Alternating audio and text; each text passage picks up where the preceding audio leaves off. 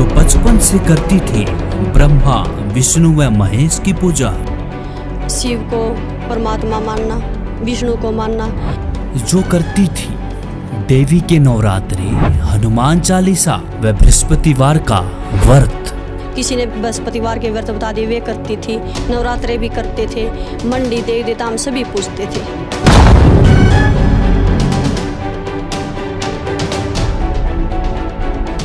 देखो कुछ हो जाएगा तो मैं भी नहीं जीऊंगी। अगर परमात्मा आप कहीं पर हो तो ये बताओ ना, मेरे से क्या गलती हुई है जो मैं इतनी दुखी हूँ। सब कुछ करते करते भी मेरे हस्बैंड बीमार हैं, मेरे से देखे नहीं जाते थे भगत जी। वो उनका खाना भी खत्म हो गया था, कहा नहीं जाता था। दोस्तों, विचारणीय विषय ये है कि आखिर क्या कारण है जो इतनी भक्ति करने के बावजूद भी रक्षा नहीं हो पाई।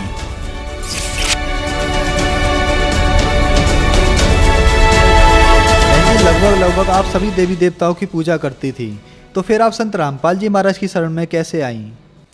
सर, लंबे अरसे से मेरे हस्बैंड बीमार चल रहे थे और उन्हें कई डॉक्टर भी बदल लिए थे। अल्ट्रासाउंड करवाते, कभी टाइफाइड आता, कभी मलेरिया मिलता, डिप्रेशन की स्थिति हो गई थी। मेरा भी टेंशन सी रहने लगी थी, महा भगत जी ठीक क्यों नहीं रहते। तो भगत जी कैसे भी नहीं ठीक हो पा रहे थे।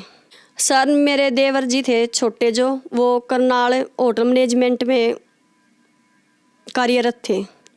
उसने वहाँ पर कोई भगत मिला संत रामपाल जी महाराज का, उसने ज्ञान गंगा पुस्तक दी।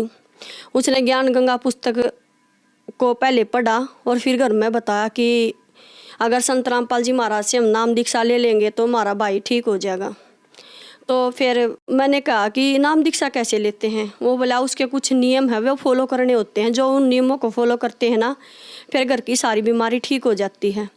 तो भगत जी, मैंने ज्ञान गंगा पुस्तक भी नहीं पढ़ी, मैं 21 नियम पढ़े जो गुरु जी बताते हैं आके नियम फॉलो करने। वे नियम पढ़े कि मैंने पुगाने हैं। तो भगत जी, मेरी आत्मा ने कहा मैं ये सब नियम कर लूँगी अगर मेरे हस्बैंड ठीक हो जाएँ तो फिर भगत जी, देवर देवरानी और मेरे हस्बैंड में, हम चारों जने गए संत रामपाल जी महाराज की शरण में और नाम दीक्षा ली। बहन जी, जो भी श्रद्धालु संत रामपाल जी महाराज से नाम दीक्षा लेते हैं उनको लाभ अवश्य प्राप्त होते हैं, तो क्या आपको भी कोई लाभ प्राप्त हुए संत रामपाल जी महाराज से नाम दीक्षा लेने के बाद? सर, हमने संत रामपाल जी महाराज से नाम दीक्षा लेने के बाद बहुत लाभ हुए। सर, हमारी आर्थिक स्थिति बहुत कमज़ोर हो गई थी और बस आत्मा पल पल ये पुकारती थी, परमात्मा अगर मेरे हस्बैंड को कुछ हो जाएगा तो मैं भी नहीं जीऊंगी। अगर परमात्मा आप कहीं पर हो तो ये बताओ ना, मेरे से क्या गलती हुई है जो मैं इतनी दुखी हूँ। सब कुछ करते करते भी मेरे हस्बैंड बीमार हैं, मेरे से देखे नहीं जाते थे भगत जी। वो उनका खाना भी ख़त्म हो गया था, कहा नहीं जाता था और 3 महीने से वो सोते नहीं थे। वो मैं लेटती थी रात को और वे आंगन में से चक्कर लगाते थे, मेरे से देखे नहीं जाते थे भगत जी। फिर संत रामपाल जी महाराज से हमने अरदास करी भगत जी। संत रामपाल जी महाराज से कहा, गुरु जी मेरे हस्बैंड बीमार है और ऐसी ऐसी परेशानी है। गुरु जी ने कहा, बेटा भक्ति करो, परमात्मा दया करेंगे। भगत जी, उस टाइम मेरे विश्वास नहीं था कि जो कह रहे हैं गुरु जी वो सब सच होगा, लेकिन और कोई चारा था ही नहीं। तो हम नाम उपदेश लेकर घर आ गए। उसी रात मेरे हस्बैंड पूरी रात सोए और सपने में मालिक ने दर्शन दिए। भगत जी थे, संत रामपाल जी महाराज ने दर्शन दिए और सुबह उसका ऐसा हो गया जैसे दीवे में तेल गल जाता है। उसके चेहरे में भी चांदना रोशनी सी नज़र आई। वो डॉक्टरों ने कहा था जी टाइफाइड है, और टाइफाइड भी कई बार जैसे माइग्रेशन वगैरह हो और भी चेकअप भगत जी ने करवा लिए थे कि वो आराम क्यों नहीं होता। तो भगत जी डॉक्टर को जवाब नहीं दे पा रहे थे, लेकिन वो दवाई काम नहीं करती थी, बिल्कुल भी काम नहीं करती। जितनी दवाई लेते थे इतने ही ज़्यादा बीमार होते थे। लेकिन संत रामपाल जी महाराज के आशीर्वाद से जो दवाई घर में बाकी रहती उन्होंने काम करना शुरू कर दिया और उन्होंने ठीक हो गए उन्हीं दवाइयों में। और भगत जी, मेरे ना काख में गांठ थी भगत जी, वो 4-5 साल से थी। मैंने कभी भी ध्यान नहीं दिया, ना उसमें दर्द था ना कुछ था।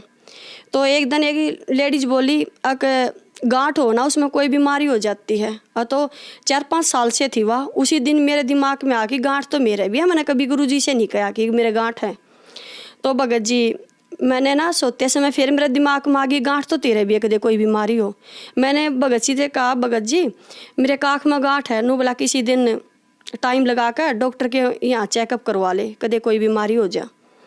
और तो फिर मैंने लौटते समय फिर याद आया, कहा गुरुजी गांठ तो मेरा भी है, मैंने किसी को बताया नहीं आज तक।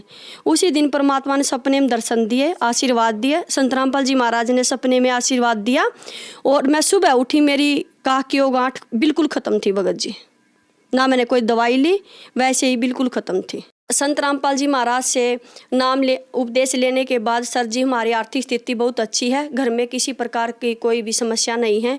हम सब सारा परिवार भक्ति करते हैं परमात्मा की और सब सुख शांति है भगत जी।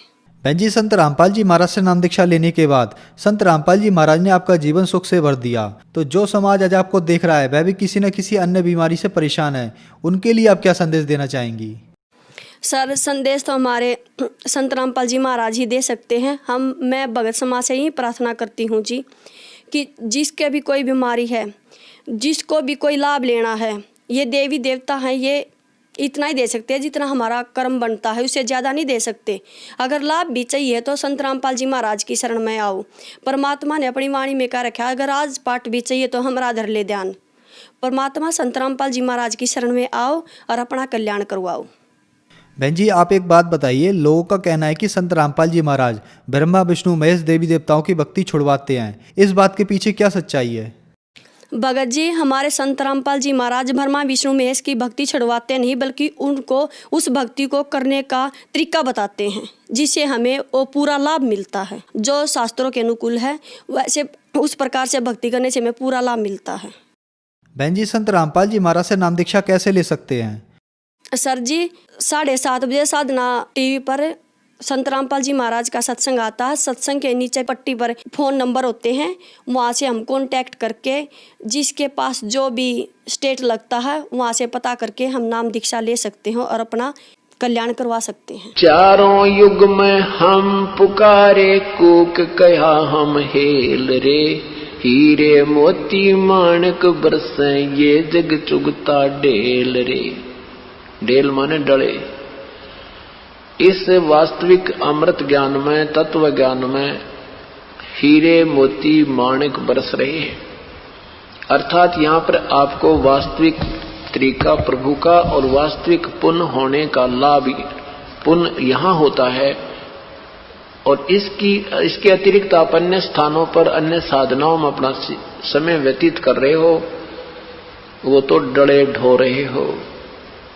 पुण्यात्माओं, कुछ दिनों के बाद आपकी आत्मा गदगद हो जाया करेगी।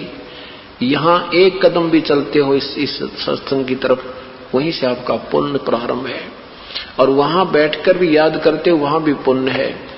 यहाँ आते हो, सेवा करते हो, भगवान का अमृतवाणी सुनते हो, सत्संग में जिस आप सहयोग अपना दान पुण्य करते हो, ये आपको पुण्य हो रहा है।